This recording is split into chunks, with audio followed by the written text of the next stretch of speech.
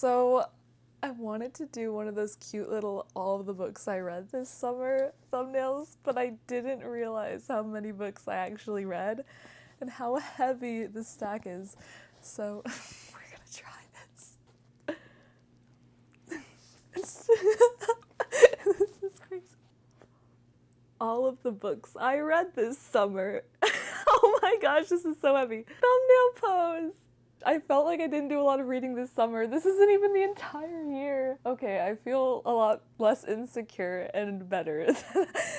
Let's get to it. My goal for the summer was to branch out and read a variety of genres as well as stick to my favorite genres. So there's murder mystery, there are classics, there's sci-fi, there's fantasy, there is romance, all kinds of stuff. And I'm going to share my top 3 favorite books, and I will talk about one honorable mention, but I will go through every book very briefly in the order that I read them, and then I'll tell you which ones were my favorite and why. So, starting off, book number 1, I read Last Bus to Woodstock by Colin Dexter. I got this book for Christmas, and I found it because I am a huge fan of the BBC TV show Endeavour. I found out that this was the source material that inspired it, and the show was written to be a prequel to these. So I decided to read the first book. The mystery itself is extremely well written, really hard to solve, probably impossible to solve, but it makes sense, and it's in front of you the entire time. However, it was very, very dark. It was a very dark book. There's very heavy topics in this book, like assault. I'm not going to name all of them because I don't want this video to get taken down. So it was really well written, but also there were some very, very dark topics in there. So the next book that I believe I read, I put at the bottom. The next book that I read was The Late Mrs. Willoughby by Claudia Gray. This is part of a series of Jane Austen murder mysteries. It is next generation Jane Austen characters plus the originals. And this is the second book in the series. I love the characters in this so much. There is a neurodivergent main character and I relate to him so much. He's Mr. Darcy's son. So good. Also, the other main character is Miss Tilney, who is Mr. Tilney and Catherine Morland's daughter. And I love that so much because I love that the two main characters are the kids of my 2 favorite Jane Austen couples. That just makes me very happy personally. The murder mystery itself was well written, but I will say I preferred the first and the third to this book. This one was really good, but the other 2 I think I liked a little bit more. So the next book that I read was If We Were Villains by M.L. Rio. I had heard a lot of good things about this book. It's a murder mystery, but it's also a character study, and it focuses on theater kids, and I am a theater kid, a theater student. Dark academia, it was very psychological as well, and I usually love psychologicals, and I do think that it was written very well. But being that the mystery is about a group of college theater kids, and I'm a college theater kid, and this was so spot on, but very eerie, it made me feel very uncomfortable at times, but like, they did a good job. Like, it really made you question, like, oh, like, are your relationships even real with your castmates, or are they playing a character? And being a theater kid, I was like, oh no, stop it. Don't fill my head with those thoughts. Murder. The thing I didn't like about the book was that there were some steamy things in it, but it was closed door. But I'm just not a big fan of romance in general. I think it complicates plots, but I do think that the plot itself was very well written and very true to theater culture, being a theater student about to start my junior year in college. The stuff they did in theater classes is very accurate. There's this one part in the book where a group of them are sitting around and the acting teacher's like, okay, so talk about your insecurities. Yeah, in acting class, there's people sitting on stage in a circle crying. That's just what we do. We're actors, okay? This next book is The Outsiders by Essie Hinton. This was really, really good. I read it before in 7th grade, and I remember it was the first book that ever made me cry, and so I wanted to reread it. I hadn't read it in 8 years. Found family. This is a found family book. This is a found family book. I can't tell you how many YouTube videos I looked for found family recs, and so many of them were romance books, which romance is not found family. No romance. No romance. It's about a bunch of brothers. A found family of brothers, and they're all so good. Such a classic, written by a girl who was 16 years old. I believe she started it when she was 15. It's really good. It'll make you cry. It'll make you laugh. Oh my gosh, this was one of my top 3 reads of the summer. The next book on the list is Jamaica Inn, which was actually a recommendation from my pen pal. You should have a pen pal. Pen pals are awesome. And she likes a lot of the same genres that I do. So I asked her, hey, what do you recommend? She said Daphne du Maurier.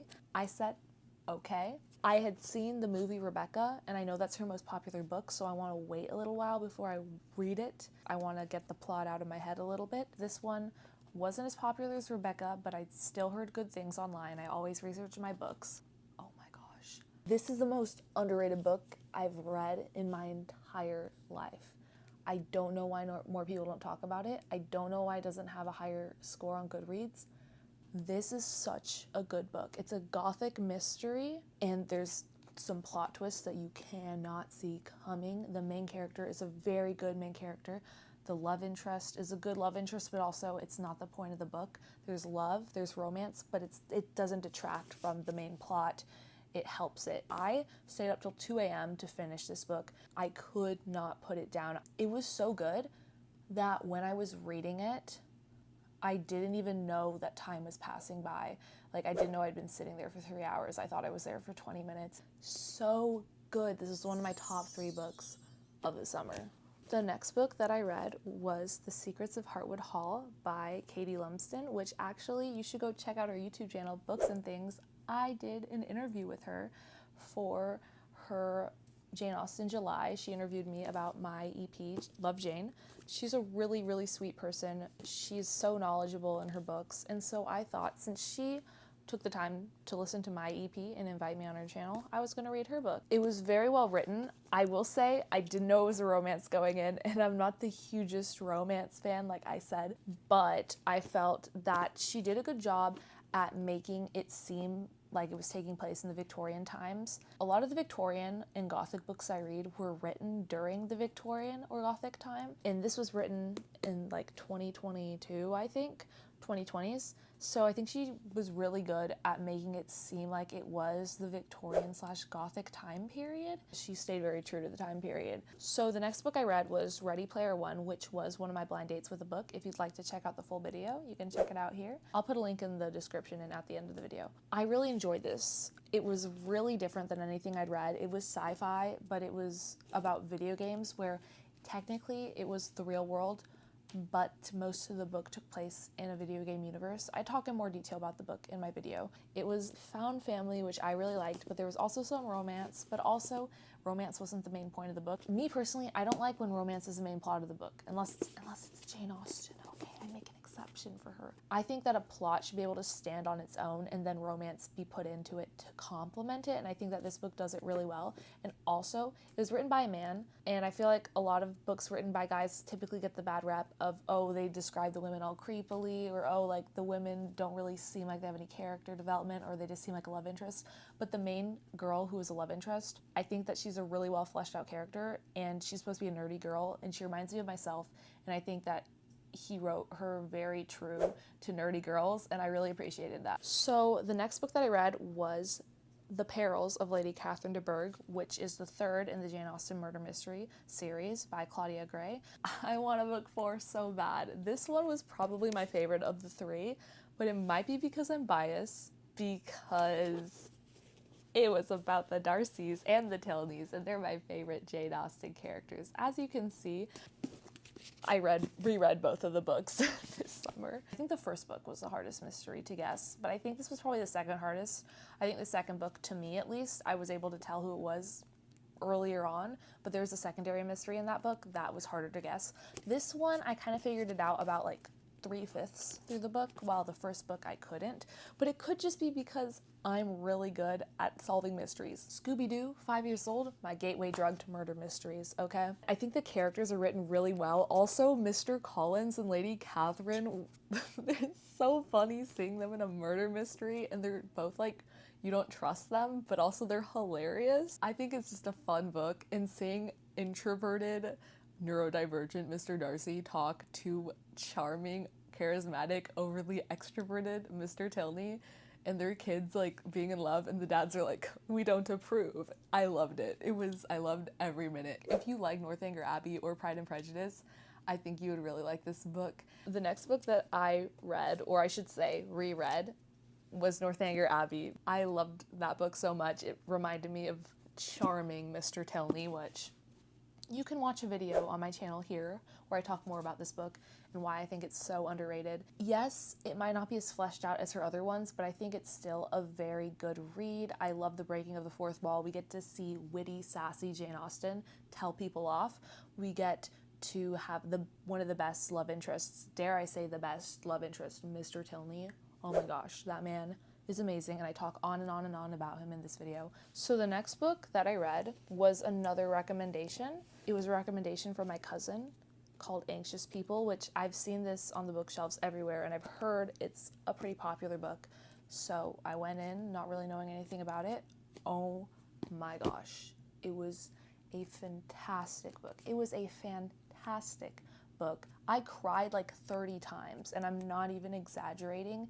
There were tears streaming down my face, and it was happy tears, because this book really talks about like the meaning of being alive, and I think it just focuses on like a very diverse group of characters of all different ages and backgrounds, and seeing them being put into a situation where they're all in a hostage situation, but then the hostage situation ends up being something that you don't expect. It's just really eye-opening. And these people at the beginning where they're like, we're all stuck in this bad situation, and they end up becoming friends and just opening up to each other and helping each other with their life problems. And it makes me want to tear up even talking about it. It's so good. And also there's a police duo that are trying to help the hostages, and they're a father-son duo. And guys, you might not know this about me, but I love father-son duos. That's my favorite. Brother duos, father-son duos, mentor-mentee, parent-child. Oh my gosh. If you have any recs, please let me know. My friends always tease me about it because they're like, oh my gosh, you're gonna have a son and you're gonna be like, father, son, my husband and my son. My friends are so funny. Also, one of the characters has OCD in the book, but it's never really like exactly said, but you can tell, and I think it's written very well. And I say that because I have obsessive compulsive disorder, and I feel like it's something that isn't really often talked about in books or fiction. And so I really appreciated one of the characters having it, in that it was subtle but very noticeable, where I caught on, I'm like, oh my gosh, she has OCD, and I think it really fleshed out her character. The next book that I read was Skyward by Brandon Sanderson, and this was another blind date with a book, so if you'd like to hear more about it, you can check out the full video here. It was so good. This book was really good. It's over 500 pages long, so when I got it, I was very intimidated because I typically read books in the 340 page range, and this was over 500. I read it in 3 days. I could not put it down. I was eating this up. It was so good. It had all my favorite tropes. I usually do not like space books or fantasy, which this was both, and I really loved it. So that's just a testament to his writing. And I've heard good things about this author, and there's no steaminess. There's like very subtle romance where it's so subtle, it's almost not even there. The plot is really important, and then there's romance, and it complements it rather than taking it over. So this is like slow burn enemies to lovers, but it's so subtle in the first book that you can't even tell. But there's a father figure. There is a father figure. Father figure child trope. Yes. Found family. There's so much found family in this book. So much found family. This book made me cry. It was really good. It was like uplifting, and also like, oh, you just want to root for the main character so bad because she's this underdog that's trying to like prove that she's not who her dad was, because her dad has this really bad reputation where he was a deserter essentially, and she wants to join their military, their space military, and everyone like wants to stop her and bring her down. And she's just like overcoming the opinion that people have set in stone for her, and she's trying to show them that she can be her own person. It's so moving and so good. And also, there's a sentient AI in this book, and I didn't realize it until recently, but I love that trope. Like this book has sentient AI like Jarvis from Iron Man, or like Detroit Become Human. When like the AI is like, wait, am I alive? I think that's so fun. This was also one of my top 3 books of the summer. The next book I read was another recommendation, and it was Picnic at Hanging Rock, which was another recommendation from my pen pal who freaking popped off with her recommendations. She's 2 for 2. This was really good. This is my runner-up for my top 3 books. It was almost my top 3, honestly. I still kind of want to put it in there, but I said I would only be doing top 3. I'd never heard of this book. It's light academia. I've read a lot of dark academia books. This is light academia. It's so creepy, but good. And I don't know how to describe it. It's like Lord of the Flies, but for Australian schoolgirls in the 1900s.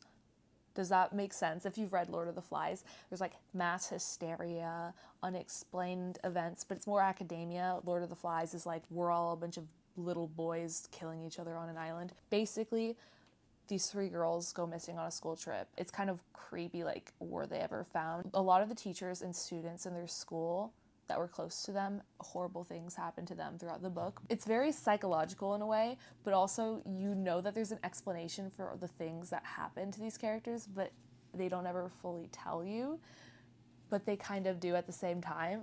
It's so eerie. It's very eerie. It was a really quick read too. It's only about like 200 pages, and I'd never even heard of it before. My pen pal is popping off. Her next letter is coming soon. I need to get more recs from her. She knows her stuff. She works at a bookstore. So the next book that I read was Starsight by Brandon Sanderson, which was another book in the Skyward series. It's a sequel to Skyward.